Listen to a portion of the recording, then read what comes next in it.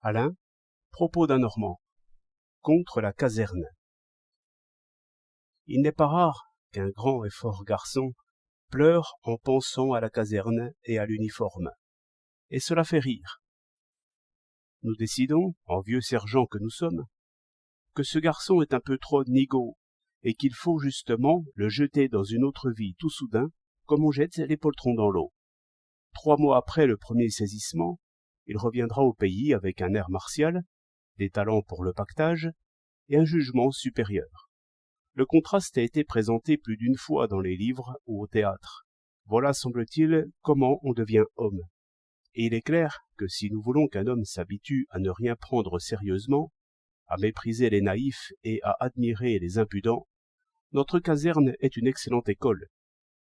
Le jeune paysan ne s'y trompe point. D'avance, il saisit toutes ces nuances.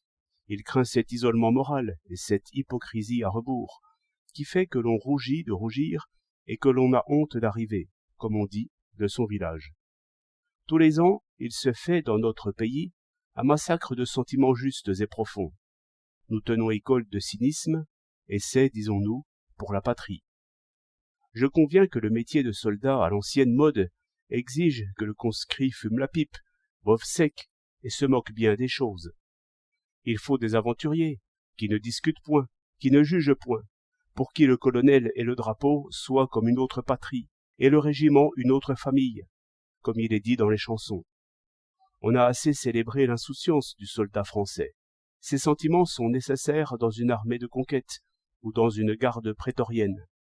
Apprendre les choses ainsi, c'est souvent l'homme le plus vicieux, le plus paresseux, le moins doué pour la vie de famille et pour les travaux de la terre, qui fait le meilleur soldat.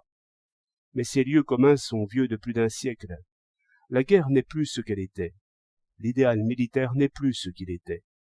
Le soldat n'est plus du tout l'aventurier cynique, qui a tous les vices, qui ne tient à rien et qui se bat bien. Tout au contraire, le précieux soldat pour la défense du pays, c'est celui qui est le plus de son village, et qui a gardé le plus sa naïve sauvagerie et pudeur, qui tourneront en colère infatigable, pour la paix, pour le droit, pour la justice. Le vrai esprit militaire est inconnu chez nous. Nous le tuons méthodiquement à la caserne. Il nous faut un soldat isolé, exilé, déraciné, refait soudard et risque tout entre 20 et 22 ans. Heureusement, cela ne réussit point tout à fait, mais c'est miraculeux. Je m'étonne qu'un homme comme Barrès ne tienne pas pour les milices. Mais peut-être, comme le ténor, chante-t-il sans penser aux paroles. 1er août 1911.